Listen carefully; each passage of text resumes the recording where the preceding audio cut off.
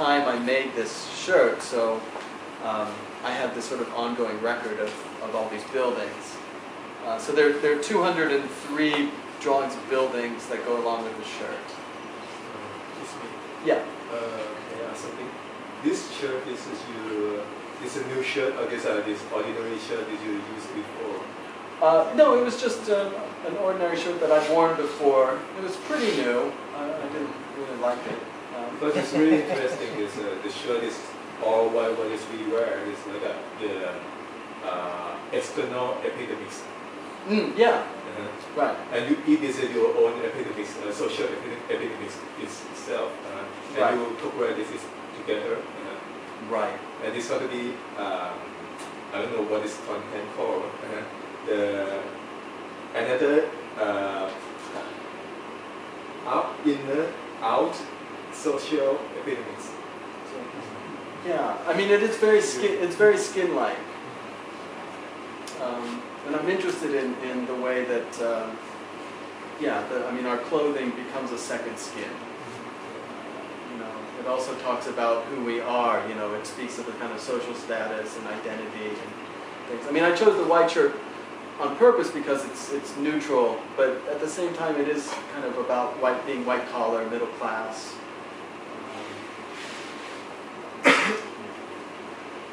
What else can I say about this? Is the wear the shirt? Where? No. No, it's a little fragile. I decided not to actually sew it back together because I didn't want it to look all like the Frankenstein's monster. So I discovered this stuff in the fabric store called iron-on mending tape, which is this kind of like white tape that's kind of gluey and you can iron it. So it's actually it's pretty much taped together on the back. Because it was important to me that the shirt be returned as much as possible to its original state. I wanted it to look good. Which is why when the piece went missing, I was very distressed. I actually thought the whole project was ruined. I sort of thought I probably should get another shirt and start all over again, but I didn't want to do that. And then, the whole piece sat in my studio under a garbage bag for a year. I didn't really want to show it to anybody, particularly because of this missing piece. I thought it was like a mistake. But in the end, one of the lessons it taught me was that the mistakes are great. Now I think it's so much better because, this kind of thing happened. And there's always mistakes, I mean, I come out of a kind of conceptual art background where my projects always have some kind of system to them. But inevitably the system fails. There's some rupture, there's some leak, and that's what makes it interesting.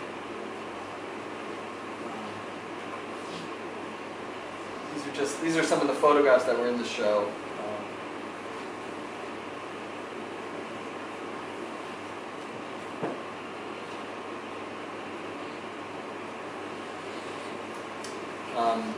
This is another clothing piece where I took a sofa that I found on the street,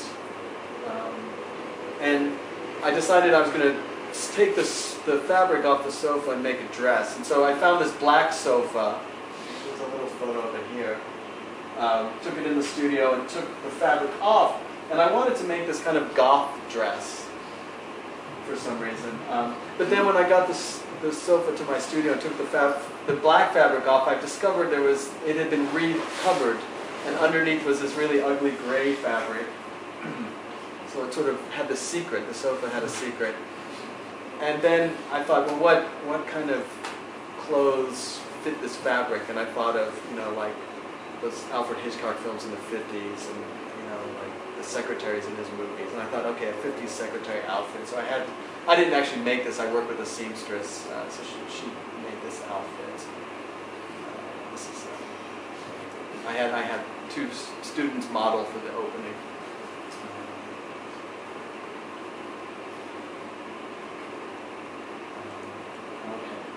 So in 2001, I decided to make a science fiction movie, or kind of remake the science fiction movie 2001: A Space Odyssey. I was very excited about the year 2001, this dawn of the new millennium and all that.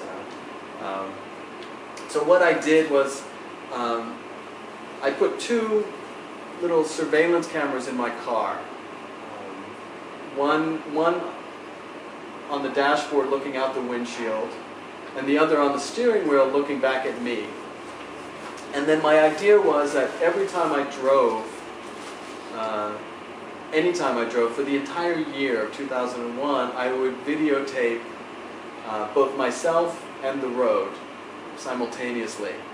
So I had 2 VHS decks. I actually put all this on VHS tape and all this equipment. And then the other thing I did was the first day of the year, January 1st, I shaved my head and started out that way. And then for the rest of the year, I didn't shave. So I got pretty kind of horrendous looking. Because you know how in those science fiction movies, when there's some Einsteinian principle, you go through time, and these astronauts, they always they end up in the past, but they're old men. I don't know how. But anyway, I thought, okay. Einstein Rosenberg. The what? Einstein Rosenberg wish. Oh, is that what it's called? Yes. The video is back and forth. Back and forth. So, I mean, in a way, so I'm in my pickup truck driving around Hollywood like this, because, when I was a kid, I had really hoped that by the time the year 2000 came along, we'd be flying to the moon and I could, spend time in space. And obviously that wasn't going to happen, so I decided to just do it myself. And my car and Los Angeles became this sort of the spaceship and the outer limits of the solar system. So this is the way this was presented at a gallery in Seattle in 2008. So the footage of me is projected on the wall, and then all the footage of the road, I actually wanted 365 monitors, so every day could have its own monitor, but they couldn't get it. We got 12, so I just put every month. You have to compromise, but it worked. It worked,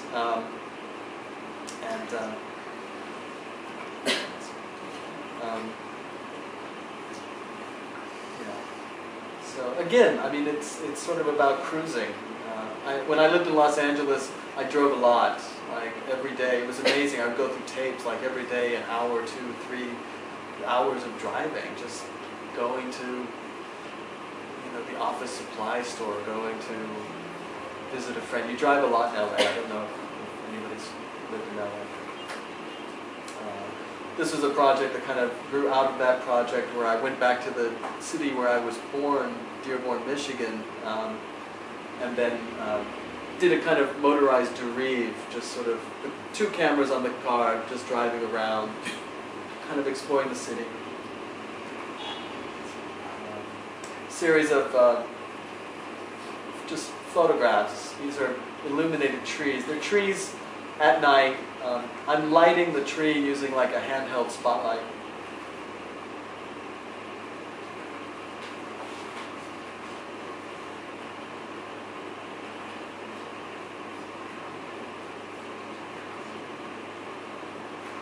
And then there were a series of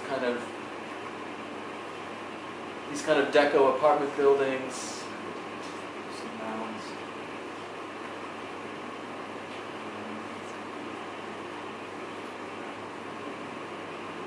It's too complicated to talk about.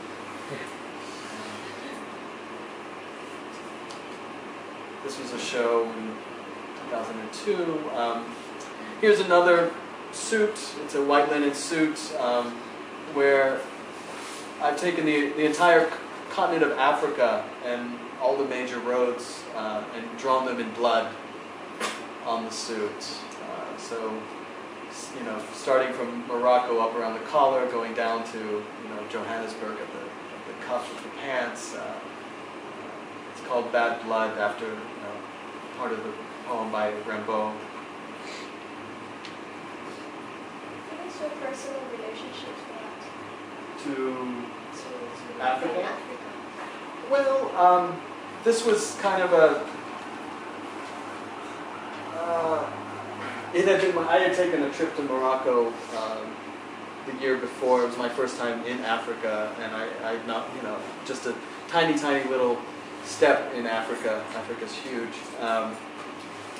But I was very interested in, I am in general very interested in this kind of idea of the other in relationship to ourselves, other with a capital O that gets talked about in theory, and also in the way that I'm very much aware of myself in many circumstances being other. I think as an artist and doing the kind of work I do, I've always really felt somewhat of a stranger no matter where I've been. So it's just putting myself in sort of foreign environments and being places where I'm not supposed to be in some ways feels quite comfortable.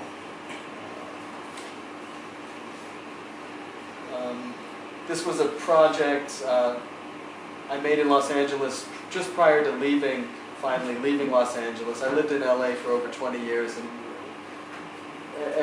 was very, very anxious to get out all the time, but LA is a difficult city to leave because it's very nice. It's easy to look at. So I drove around and looking for mattresses around Hollywood. In this case, I painted the lyrics from this David Bowie song called "Cracked Actor" on the mattresses. So there were 36 mattresses over a period of about a month. So if you drove around Hollywood, you might be able to piece the song together.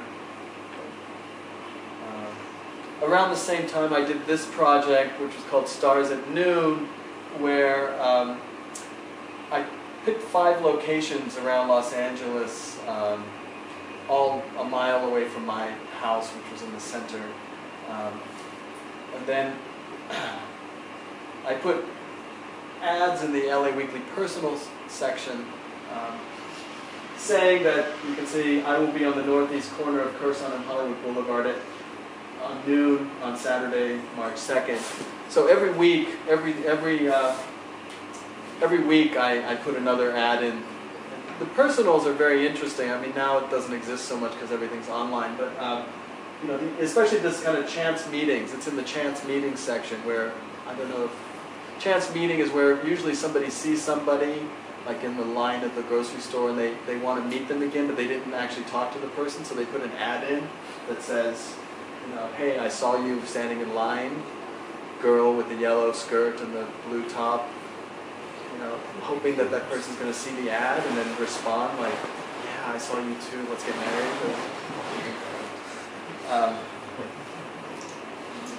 So I would go to each time I went to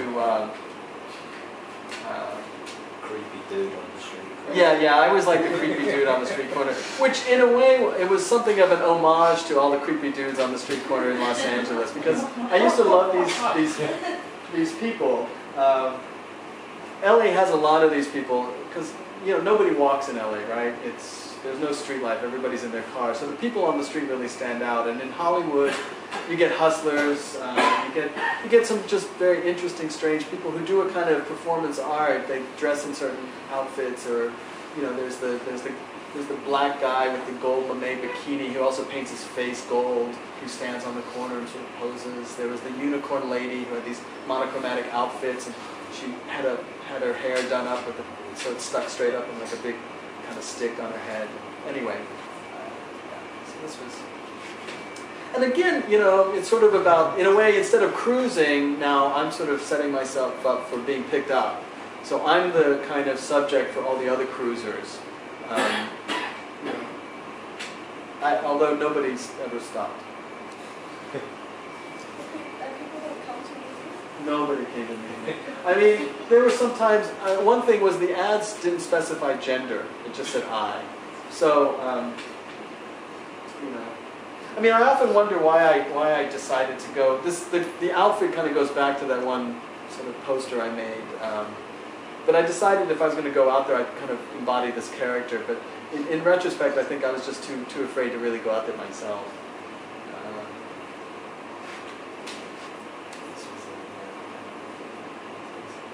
these are a series of photo pieces that I made for a couple years where I would go around different cities and kind of obsessively photograph the urban landscape. This is Stockholm. And then kind of collage them together by hand.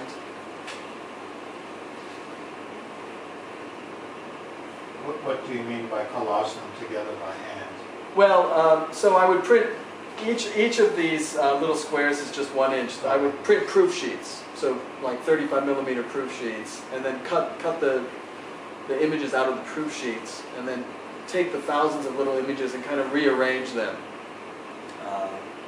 in a kind of view of the city. For example, this is Seattle. The piece is about 4 feet by 4 feet, so they're kind of big. It's probably about 2,000 images. But you know, just different things, from signs to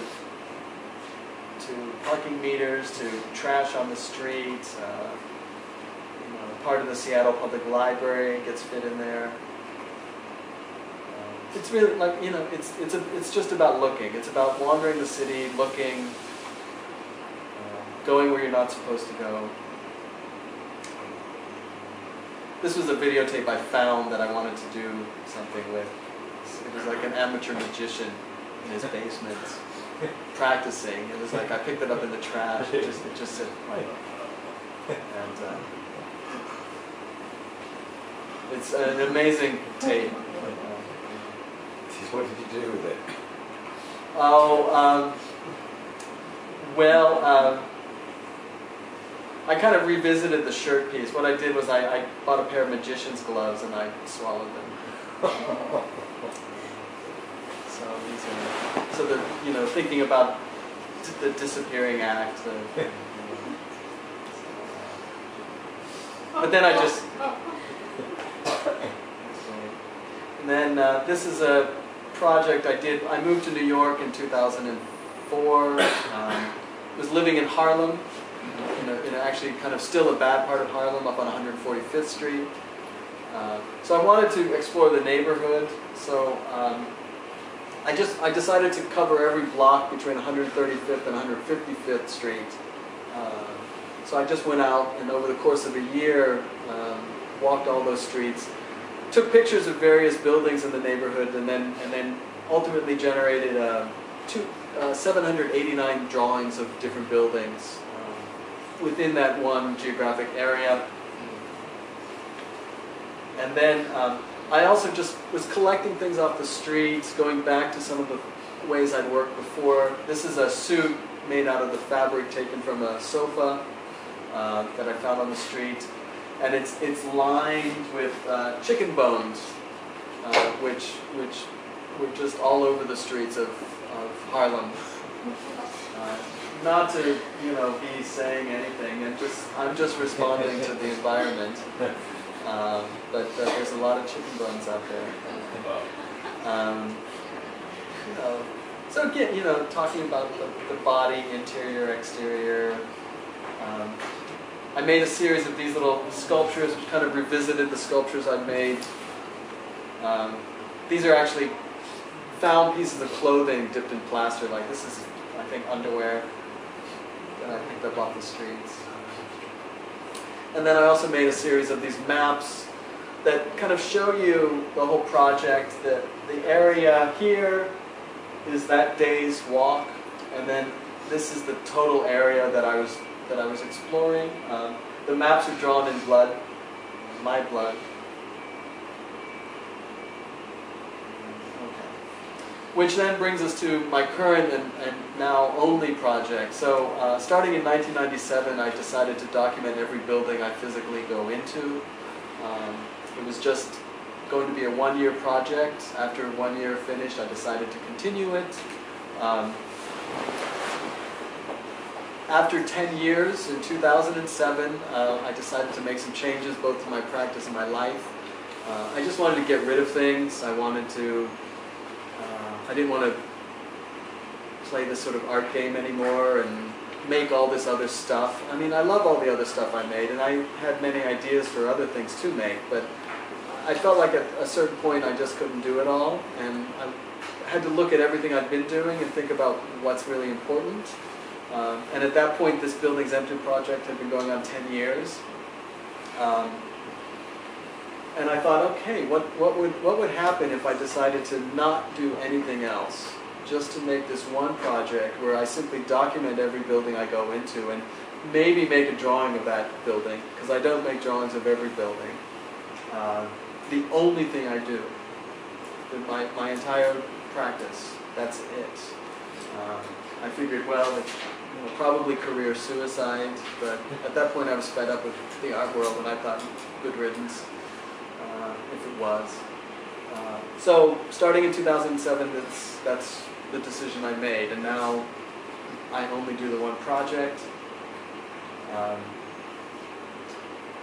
This is actually a drawing of the very first building I entered that's kind of started the project in 1997 on September 4th.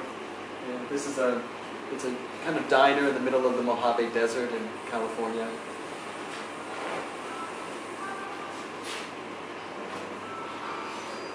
So did you consciously choose such a sort of out the way building as your first, like a building in the middle of the desert, or was that just coincidental that you were in that neck of the woods when you?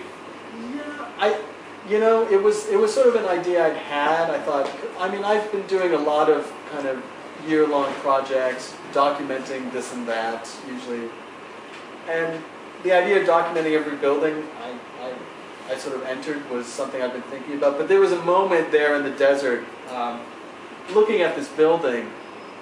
And part of what I was interested in was challenging myself to really look at architecture, look at a building in isolation, separate the building out from its urban context. And standing there in the desert, these buildings are all alone in the middle of nothing. So you really see. So there was a moment just where I was like, it was just me in the building, in this vast expanse of nothingness. And I thought, okay, this is interesting. There's a kind of magnetism that happens, and I thought, okay, I can do this. So it started pretty spontaneously in that way, and then so everything from 7-Elevens to the HSBC, any building I enter, just the first time. So it's every new building I enter. 4 or 5 years ago, when I started doing the drawings of the buildings, I was just drawing them like this in brown watercolor pencil on paper. I was also continuing to make these kind of maps, blood maps.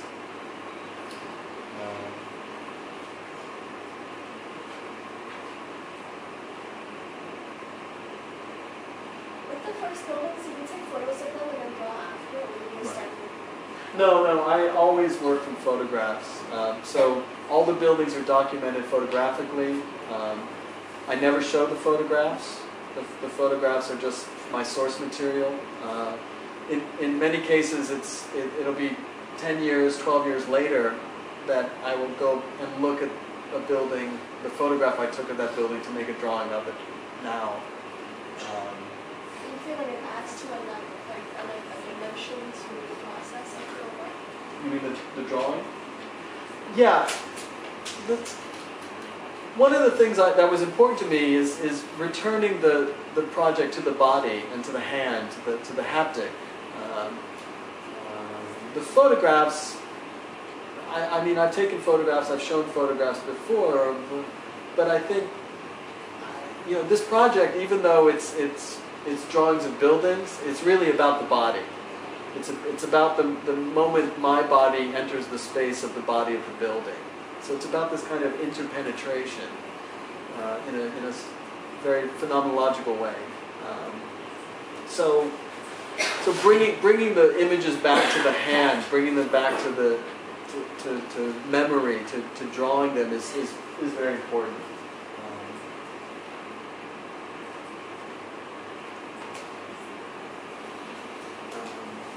So getting to the present, this is a show I did last year in Hong Kong. It was at a Museum of Medical Science, or a former Museum of Medical Science that was a former medical facility, turn of the century facility. the drawings are presented in these vitrines. And I also, a couple years ago, made a decision. I started doing the drawings on the pages of books. So this is Corpus. So this is actually the group of drawings that now we have a book of the drawings. And the book Corpus is written by Jean-Luc Nancy, the French philosopher, and it's a philosophical meditation on the body. So for this project, I wanted to talk about buildings entered in relationship to the body and sort of use the whole project, the show, as a way to make people aware of the way the body is important to the project.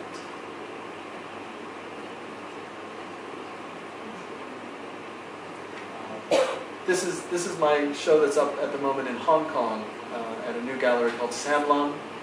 At Samlung, I'm showing a series of drawings on the book Guilty by Georges Bataille. And for this group of drawings, I've gone back and I've drawn all the churches, temples, mosques, buildings that have some kind of spiritual or religious significance that I've entered over 14 years now. The project's been going on 14 years.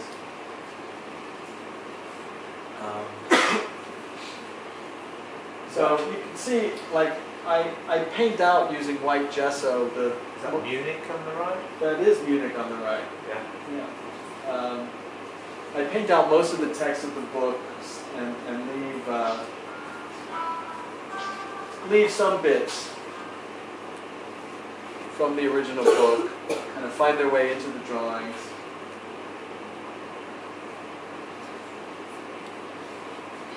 Do you think the fact that you've got this ongoing project has influenced you in terms of exploring? Because you know that you could potentially be drawing these buildings, so does that in turn make you want to go to more interesting looking buildings? No, definitely no. I mean, the irony, there's an irony where the project started as a way to just objectively look at my everyday life, my kind of boring, routine everyday life. But then you realise when you document it, oh no, my life looks kind of monotonous, I need to enter more like new buildings or something. Right, exactly. After 1 year I decided it's like a self-reflection. Right, so then I feel I have more motivation to go more interesting places, or to not go places, you know. Like, I have to, do I really want everybody to know I go to McDonald's? No. Yeah, but you don't show the photos, you only draw the ones, so in a way you're quite selective of what you...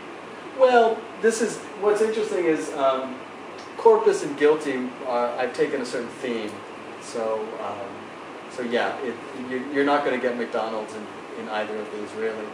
So now my current project is I'm drawing every building I went into the year 2003, which is about 1,000 buildings. So because I wanted exactly what you're talking about, to make people aware that there's all this in-between stuff, you know, all the banal 7-Elevens and Starbucks and, you know, stationery stores and dry cleaners and places like that. So I'm trying not to really, I'm not really trying to hide that. But yeah, I mean, to be perfectly honest, 2 years ago I moved from New York, I moved to Hong Kong, specifically because of the project at this point. Once I made the decision in 2007 that this project was the only thing I was going to do for the rest of my life, then I started to think, well, I've got to keep it interesting. And besides, New York was kind of, I was very unhappy living in New York after a while. It's not a very pleasant city, so I was looking to move. But I came to Hong Kong, and the urbanism in Hong Kong I found really interesting, and all the buildings, and I thought this is a good place, you know. So and now I've kind of I travel a lot, specifically to, I don't know, provide content for my project. So these are some of the details of Guilty. This is a church in Harlem. I love this.